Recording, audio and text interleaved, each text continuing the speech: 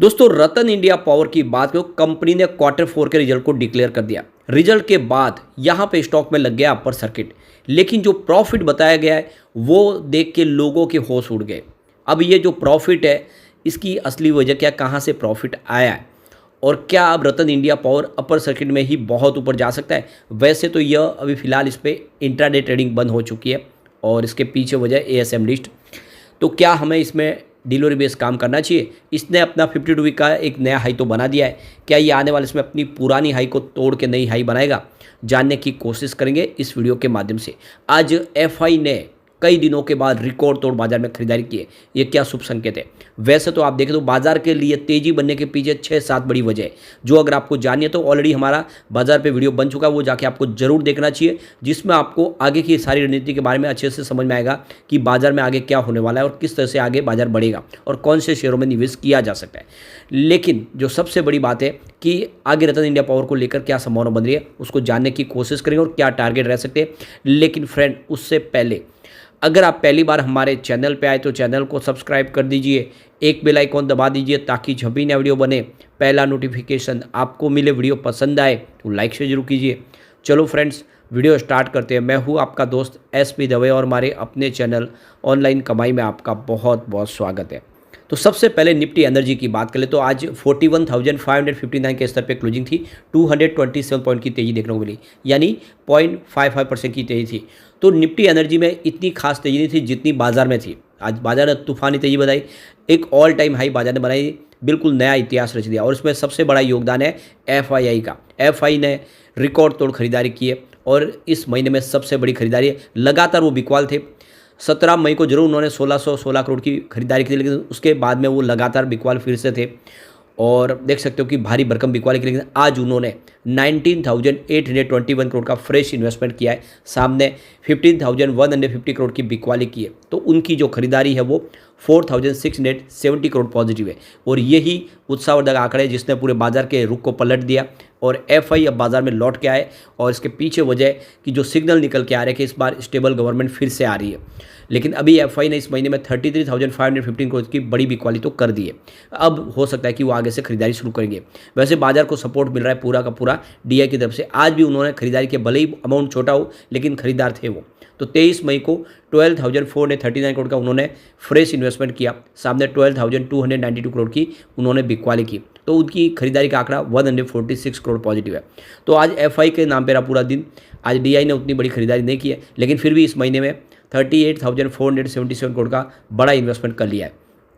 अब रतन India power की बात करें तो यहाँ पे डायरेक्ट अपर सर्किट लगा। इतनी बड़ी प्रॉफिट के बाद तो अपर सर्किट लगना ही था और बिल्कुल लग गया। कोई इसमें ट्रेडिंग नहीं हुई है, लेकिन इस सर्किट के बावजूद भी यहाँ पे वॉल्यूम तो हुआ है, कामकाज तो हुआ, ये बात क्लियर है। तो 40.40 के आसपास यहाँ पे हमें अपर सर्किट देखने को मिला 5% का। कल की क्लोजिंग 13.75 के आसपास थी। पिछले 6 महीनों में स्टॉक ने 62% का बम्पर रिटर्न दे दिया है, यानी जिसने भी 4-5 महीने में निवेश किया होगा उसका इन्वेस्टमेंट ज़बरदस्त बढ़ चुका है। 7-8 रुपये के आसपास स्टॉक था, आपको पता ही होगा। अब यहाँ पे वॉल्यूम देखें तो पिछले एक महीने पर इसका 10 करोड़ का वॉल्यूम था, 6 करोड़ की डिलीवरी उठाई गई थी। 1 वीक पहले 14 करोड़ का वॉल्यूम था, 7 करोड़ की डिलीवरी उठाई गई थी। लेकिन कल 4 करोड़ का डिलीवरी बेस काम हुआ। इसके पीछे वजह है कि यहाँ पे इंटरडे ट्रेडिंग बंद हो चुकी है और आज भी 4 करोड़ के आसपास वॉल्यूम हुआ अपर सर्किट के बावजूद। ये सबसे बड़ी बात है। तो फिलहाल स्टॉक स्टेज 4 में आ चुका है एएसएम लिस्ट में। 21 मई को इसको स्टेज 4 में शिफ्ट कर दिया गया। तो इससे पहले अगर आप देखें तो स्टेज 3 में था।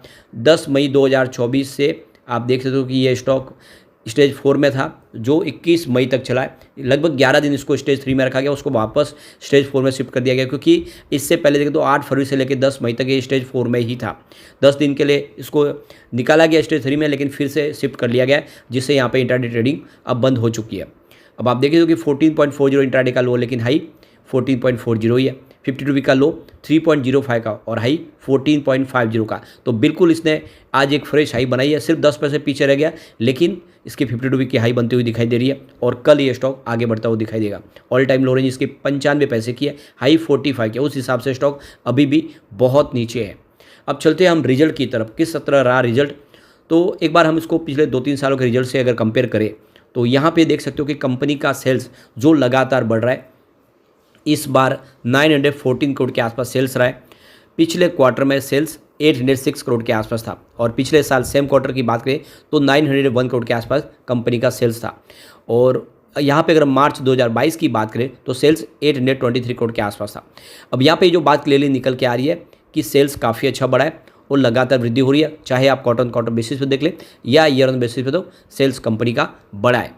अब बात कर ले कंपनी के खर्च की, तो यहाँ पे देख दो कि इस बार 708 करोड़ का टोटल खर्च रहा है। पिछले क्वार्टर में 635 करोड़ के आसपास कंपनी का खर्च था। और यहाँ पे अगर हम बात करें पिछले साल सेम क्वार्टर की तो 704 करोड़ के आसपास खर्च था। तो यहाँ पे कंपनी का खर्च इस बार बढ़ा है, चाहे आप क्वार्टर ऑन क्वार्टर बेसिस देख लें या ईयर ऑन बेसिस, तो थोड़ा सा कंपनी का खर्च बढ़ा जरूर है। बात कर ले अब ऑपरेटिंग प्रॉफिट की, तो इस बार 206 करोड़ का ऑपरेटिंग प्रॉफिट रहा है कंपनी का।